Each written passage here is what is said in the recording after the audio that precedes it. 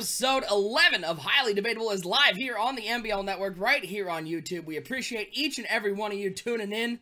I'm OSU. I'm hanging out with my man, Sonny Weaver. Sonny, episode 11, a whole new scoreboard. The slate is wiped clean. And I look like hell right now. I'm not going to lie. I look like hell because for some reason my wife packed my razor and I have no idea where it is. I look like a homeless person. Yeah, I like the little trash stash you got going on there. It's very chic, very hipster, might I say. Yeah, I drank Folgers, so clearly I am not hipster enough. But you know what? I do know one thing that everyone has been waiting for. It's the celebration of OSU winning! Oh, it feels so good! The music plays! Yes! Oh, baby! Yay! Yeah. I like the confetti. Very nice, very nice. I'm not sure you even have my microphone on right now, but yeah, confetti. I could just run this for 25 minutes. Alright, well, that was enough of that. That's enough of that.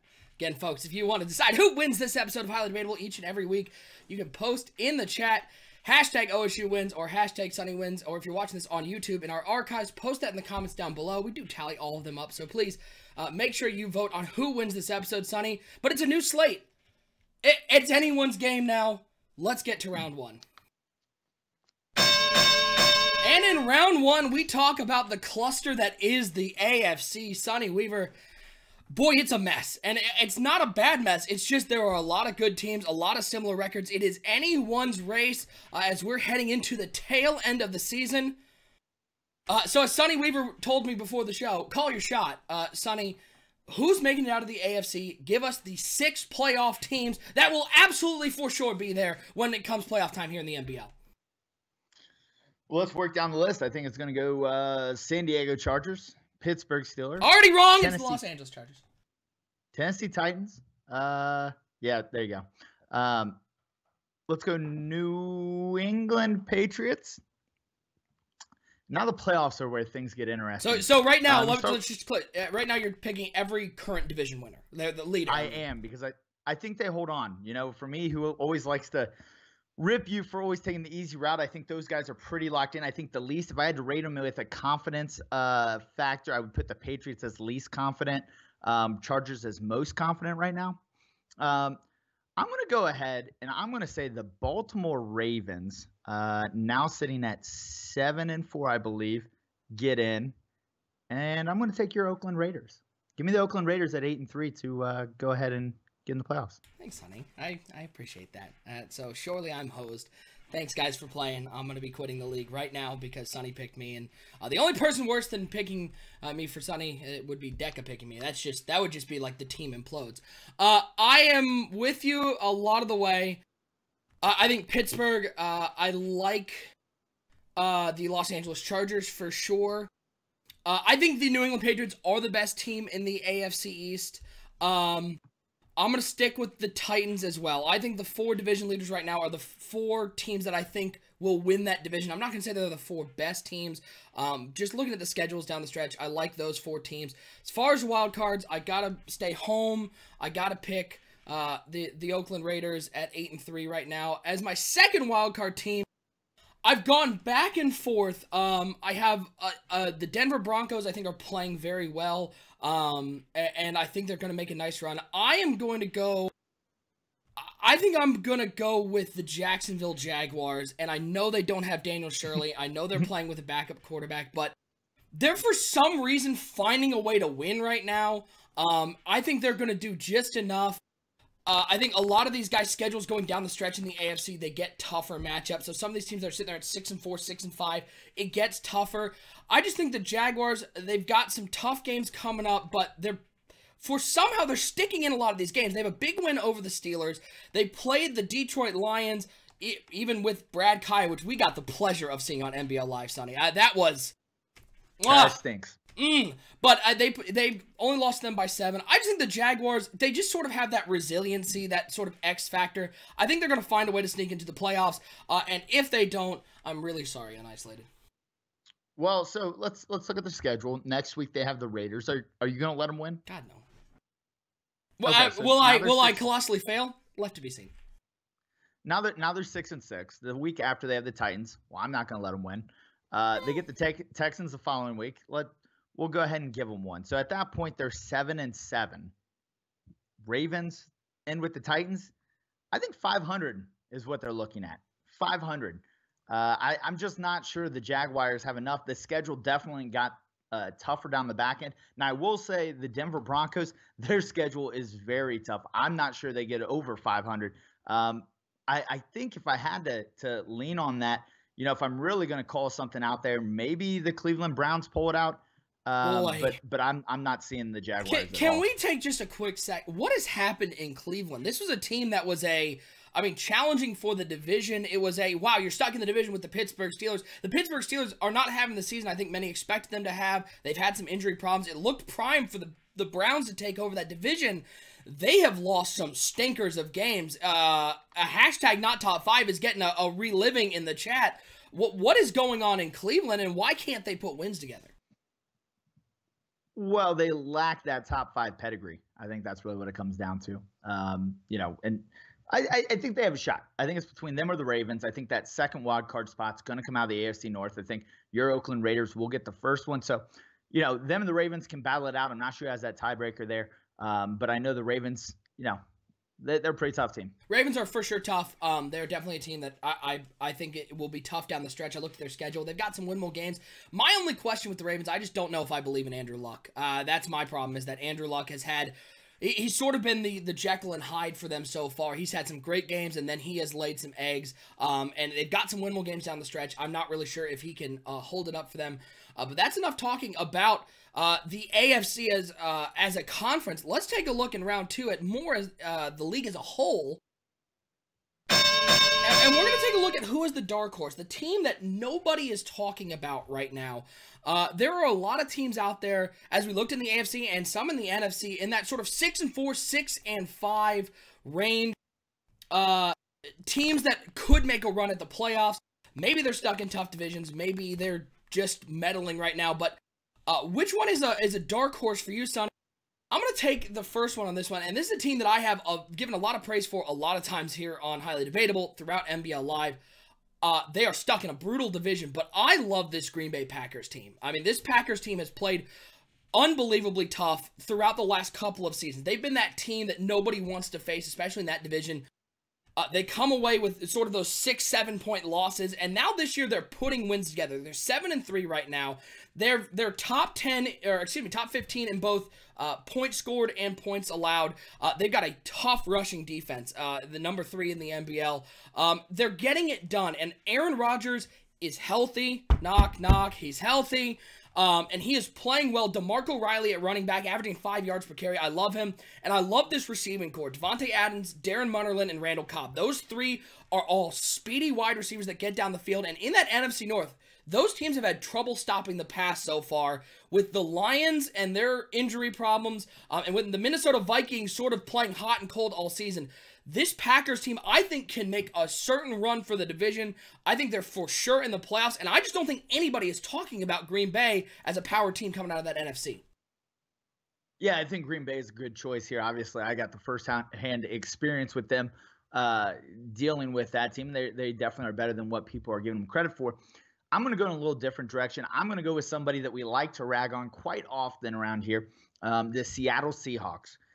And think about this for a second. Every year we talk about the Seattle Seahawks and how they're not going to have a winning record, but they're somehow going to make the playoffs in that horrible division. Now, all of a sudden, the San Francisco 49ers jump out to a 9-1 start, and everybody forgets about the 7-3 Seahawks. The Seahawks are not a bad team. And when you start looking at their schedule down the stretch, they have one game against a team with a winning record. That is the San Francisco 49ers. They're still in play for the division, but they've got 4 other games coming up here, or 5, I should say, against teams with losing records. I think the Seahawks team can get to 11, 12 wins, possibly get a bye in the playoffs. And when they get there, they've got the pedigree to make a run. So I think this Seahawks team somehow, some way has become the dark horse of the NFC. Yeah, we know you love to talk about the Seattle Seahawks. Usually it's not a positive thing, but I think you're right. I think that Seahawks team is sort of getting lost right now with the run of the 49ers. I saw a lot of suggestions in the chat about the Tampa Bay Buccaneers, and they are having a nice season at 5-6. I don't classify them as a dark horse, and the big reason is if you look at their stats, there's nothing about this team that I go, they're going to go make the playoffs. Now, they certainly could because the NFC South is a dumpster fire right now. I think that the New Orleans Saints are leading it right now at 5-5, and they're all over the place. They certainly could win that division. But you look at their numbers, they're in the bottom half of the league in every statistical category except for rushing defense, where they're 12th. They're 20th or below in a lot of those. Stephen Greenway's having a nice season. He's thrown 11 touchdowns. But I think Tampa Bay needs a rushing attack to really help Stephen Greenway be an effective quarterback. And Jarius Whitner has 139 rushing attempts. He's only averaging 3.4 carry, 4 touchdowns. This Buccaneers team, I think, with a good draft, and we know that they draft better than I think anybody in the NBL. They certainly could have a great team next year or the year after. I just don't like looking at those numbers and seeing a lot of 20th ranked defenses and 18th ranked passing offenses, and then a running back that's only getting 3.4 carry. I mean, am I wrong? Are the Buccaneers like this sneaky team that's going to come up and make the playoffs? I just think they're sort of getting the benefit of playing in a real bad division. Well, and so that's where I was going to go. If you look at the results this year, basically the only people they can beat are their division opponents. They get blown out outside of the division, or they win against their division opponents. And so I think there may be a year away. You know, I called the 49ers a year too early. I think the Buccaneers may be kind of on that trend. They've got a really solid roster. I think next year, maybe the year after, they could be competing for a division title, especially with the way they're dominating this division opponents. If they get the right matchup of out-of-division schedule, this team could have a shot to maybe go 9-7 and steal a division. Yeah, but they definitely draft so well. A lot of people in the chat are talking about how they're probably 1 to 2 years away. With a good draft this season, they certainly could be a real team to watch out for in the NFC South. Let's get to round 3, and we're going to talk about NBL Live coming up at 8 o'clock Eastern Time. And in that game, we've got the Minnesota Vikings facing off against the New York Giants. The question I have for you, Sonny, and it's one that a lot of people are talking about, that NFC North is a very competitive division.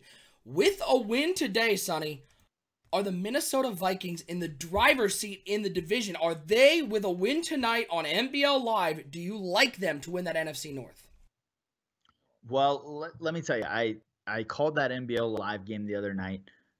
Where the Vikings did come out and stomp the Lions. But when you look ahead to this Lions schedule, even with a win against against the Giants tonight, the Vikings, I don't think, are going to be able to catch the Lions. And that's more due to the Lions schedule. Now, what I will say is that upstart Buccaneers team, they do play them.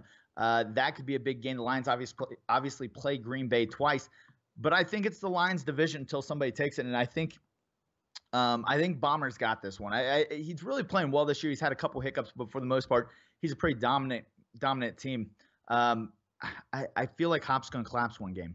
I do. I feel like an injury's going to pop up and something's going to happen, and Hop's going to lose one he shouldn't lose. So give me the Lions to run away with this division and be the number 1 seed in the NFC. Nope. And I'm going to give you 2 reasons why. One, the guy we saw on NBL Live, Brad Kaya, we watched him lay a stinker. He didn't play great against the Jacksonville Jaguars in a win.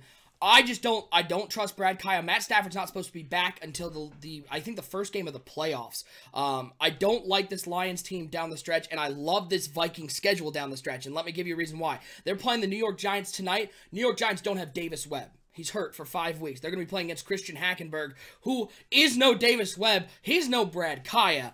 Then they go down the stretch, week 13 through 17, they play one team that is above 500 right now, and that's the Green Bay Packers. They've got matchups against the Houston Texans, the Chicago Bears, the Carolina Panthers, and then they finish off with the Los Angeles Rams. That schedule is really favorable. I know that you're banking on the sort of the hot collapse against a team that they're not supposed to win against. That Bears team, they have a lot of talent, but Fisher Fort's hurt again. I don't like the Bears to come off with an upset. Panthers under new ownership. We don't really know what they have under the new ownership, so who knows? The Packers game, I think, is going to sort of determine if they win it, but then they play the Texans and the Rams, who are 2 teams the Vikings should beat. They're the number 1 scoring offense in the NBL with Jack Gerberry at the helm with Dalvin Kirk. I like this team a lot. I think they're going to win the division, and it's the Lions division to take. It's the Lions division until somebody takes it away from them. These Vikings took it away from them, 3 seasons ago? They're going to come back to, it might have been 2. I don't know. Me and timelines. I think the Vikings take back the division this year. I still think the Lions make the playoffs, and I think that they are then the favorite to win because Matt Stafford comes back healthy.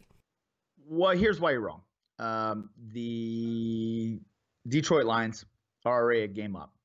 The Detroit Lions also are leading with the division tiebreaker. Meaning the Lions have to lose 2 games in order for those Vikings to come back. And one of those has to be against the Green Bay Packers. I don't think that's going to happen.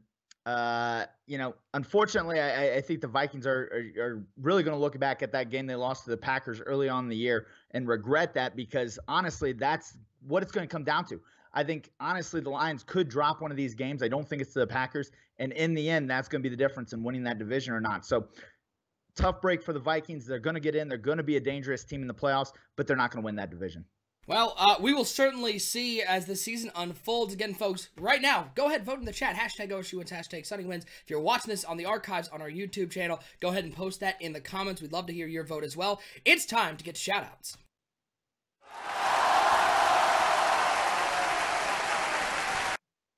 And shout-outs here in the MBL on Highly Debatable, one of our favorite segments. Sonny, I'll go first. I'm going to be real nice right now. Somebody pointed this out in chat, and I think I recognized it, but I don't think I ever put this thought to fruition. I'm going to give a big shout-out to the admins here in the MBL, the guys who started this league, Bomber, Lip, all the admins, for one reason and one reason only. We had that big football game on Sunday, right? The Super Bowl. This is the moment when a lot of leagues take that light switch and they flick it to off and they go do other things. And to each their own. Go nuts. It's basketball season winding down. You're getting baseball's going to be coming up soon. If that's what you want to do, cool. But this league runs August to August, and it's not without the leadership of our admins, not without everybody who is in the NBL as well, sticking to an August to August league. I got just a big shout out to the admins who keep this league going strong, because this is the time we see a lot of those leagues out there turn off, and suddenly nobody's playing Madden anymore. And I've been here for a year and a half at this point, and it still goes as strong, whether it is November or July. It's still running hard. So a big shout out to everybody in the NBL. Well, shout out to OSU for being a kiss ass. Really trying to play to the crowd here. I like it. So I'm going to take one out of his book. Hold on, Sonny. Hold on.